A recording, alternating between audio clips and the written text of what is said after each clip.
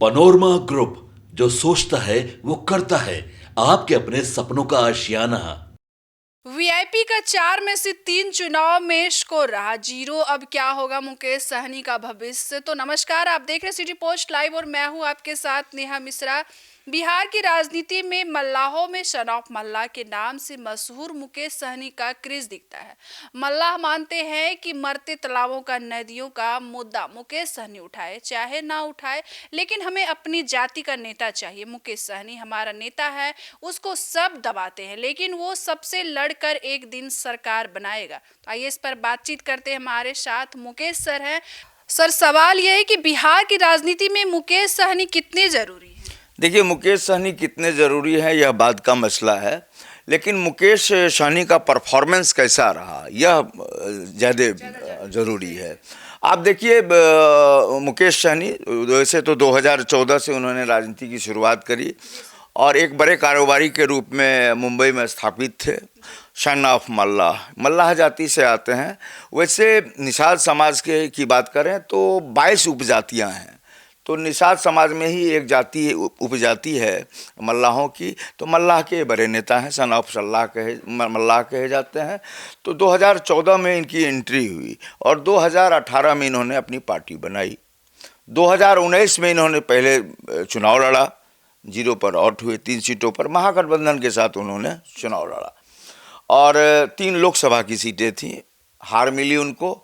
और 2020 में ये महागठबंधन को छोड़ करके चले आए एनडीए के साथ और 4 सीटों पर इनको जीत मिली। 11 सीटें इनको दी गई थी, जिनमें 4 सीटों पर इनको जीत मिली। तो 4 सीट मायने रखता है। बिहार की राजनीति में अचानक जो है एक नया चेहरा उभरा, जिनको 4 सीटों का जो है 4 सीटें मिली, जिससे एक पार्टी स्थापित होती है। विधानसभा में अगर 4 नेता चले गए विधायक बन करके तो पार्टी का कद बढ़ा।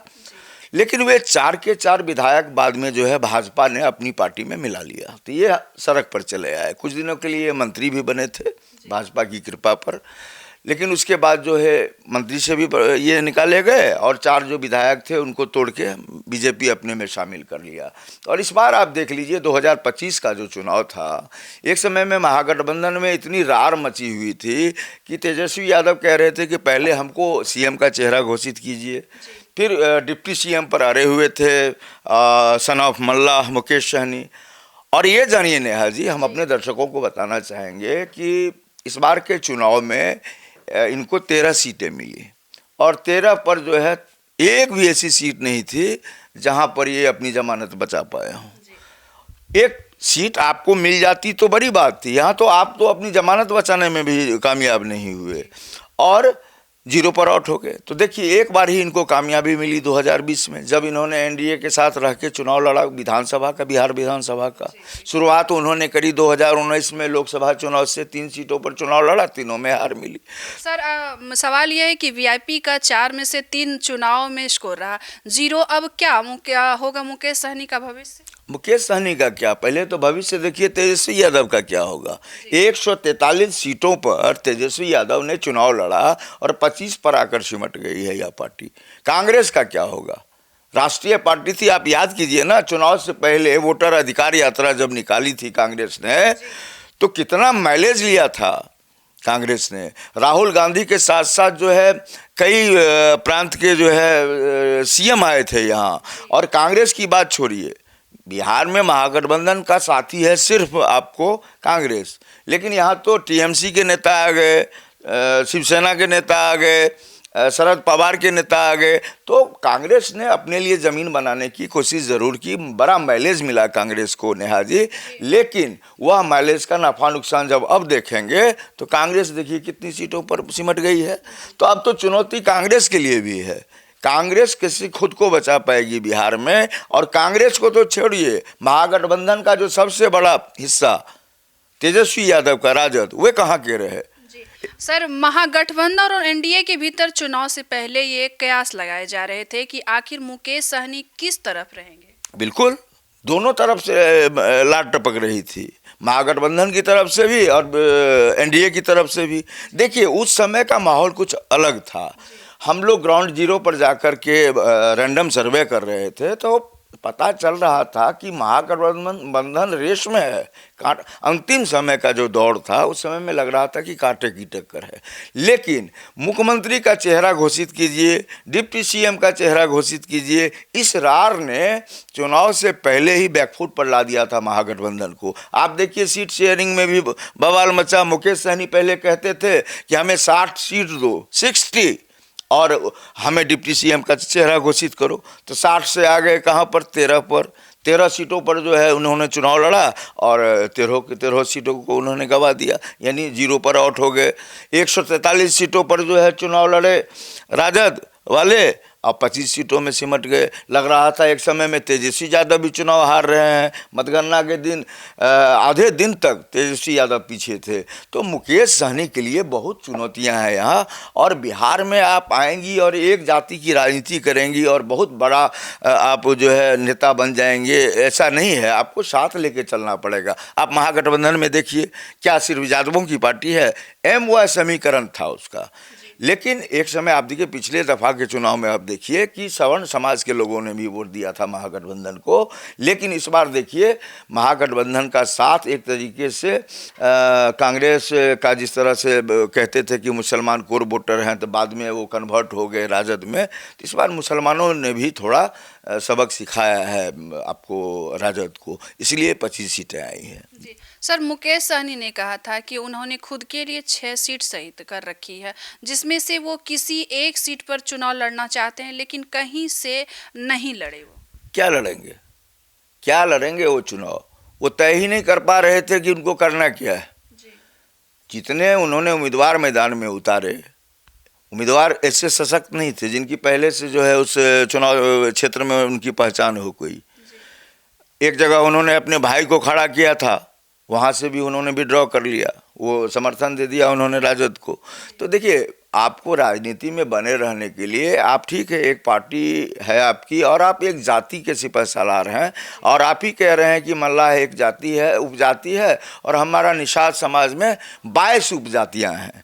तो आप बताइए कि आप, इसका मतलब हो गया, चुनाव परिणाम तो बता रहा है कि आपने 22 जो आपकी उपजातियाँ हैं और मल्लाह, सभी को आप समेट के नहीं लेके चले। अगर समाज पूरा का पूरा वोट दिया रहता तो महागठबंधन की जो फजीहत हुई, लेकिन ये फजीहत मुकेश सहनी की नहीं होती। यहाँ तो सबकी फजीहत हो गई है। तो लिहाजा राजनीति में नफा नुकसान देखना पड़ेगा, आत्ममंथन करने की जरूरत है। सर, वीआईपी का दावा है कि उसके पास निषाद समाज के 9.64% वोट हैं। अरे तो वो मिलाइएगा 22 उपजातियाँ, वैसे 2.5 से ज़्यादा इनका जो अभी हुआ है जाति जनगणना, उसके अनुसार बहुत ज़्यादा नहीं है। लेकिन ये गिना रहे हैं कि 22 उपजातियाँ हैं, जिसको मिला करके 9% उनका वोट है। अगर 9% वाकई इनका वोट होता और ये वोट कन्वर्ट कराने में सफल होते तो महागठबंधन की स्थिति कहाँ होती? ये जो बुरी फजीहत हुई है, ये क्यों हुई है? ये वोट को ट्रांसफ़र नहीं करा पाए हैं। अनया जी, हम आपके माध्यम से दर्शकों को यह भी बताना चाहेंगे कि ठीक इसी तरह के एक नेता उभरे। देख लीजिए IP गुप्ता, उन्होंने शर्मा और तांती तत्वा समाज का जो है वे नेता बन के उभरे। वे महागठबंधन का हिस्सा बने, 3 सीट उनको मिली, और सहरसा की सीट पर खुद IP गुप्ता खड़े थे और उन्होंने जीत दर्ज की है। और जब वो जीत के आए हैं तो उनका कद बढ़ा है। 3 सीट में 1 जीत हुई, राष्ट्रीय अध्यक्ष जीत गया। अब तो वो अपनी पार्टी को मजबूत करेंगे, अपने समाज को विश्वास में लेंगे, देखो मैं चुनाव लड़ा और मैं जीत गया। तो IP गुप्ता और मुकेश सहनी में थोड़ा फर्क है। IP गुप्ता इस बार चुनाव में सफल हुए हैं। अच्छा सर, एक सवाल और आपसे है कि मुकेश सहनी को डिप्टी सीएम के पद को लेकर मुस्लिम वोट छिटका है? बिल्कुल है, बिल्कुल छिटका है। क्या बिहार में मुसलमान के लिए डिप्टी सीएम का पद नहीं है? आपको मैं बता दूं कि एक समय 2005 की बात मैं बता रहा हूं, जब चुनाव में 29 सीटें लोजपा ने जीती थी तो रामविलास पासवान ने कहा था, लालू प्रसाद यादव सरकार बनाने जा रहे थे, और 29 सीटों के दम पर रामविलास पासवान ने कहा था कि लालू जी, हम आपको तब समर्थन देंगे जब आप बिहार का मुख्यमंत्री किसी मुस्लिम को घोषित करेंगे। तो उस समय लालू प्रसाद यादव ने यह स्वीकार नहीं किया। इसका नतीजा यह हुआ कि 2005 में दोबारा चुनाव हुआ और दोबारा चुनाव में जो है लोजपा को उतनी सीट नहीं आई, राजद को भी उतनी सीट नहीं आई, और नतीजा ये हुआ कि सत्ता में आए नीतीश कुमार पहली बार, और 2005 से लेकर के अभी तक आज जो देख लीजिए सरकार का गठन हो गया, नीतीश कुमार 10वीं बार जो है मुख्यमंत्री बने हैं। देश में ऐसा कभी नहीं हुआ है, गिनीज बुक में उनका नाम दर्ज होगा। तो सन ऑफ मल्लाह जो है मुकेश सहनी, उनको चिंतन करने की ज़रूरत है, मंथन करने की ज़रूरत है। अभी पार्टी उनकी बहुत सशक्त नहीं है, और इस बार बड़ा नुकसान हुआ है उनका।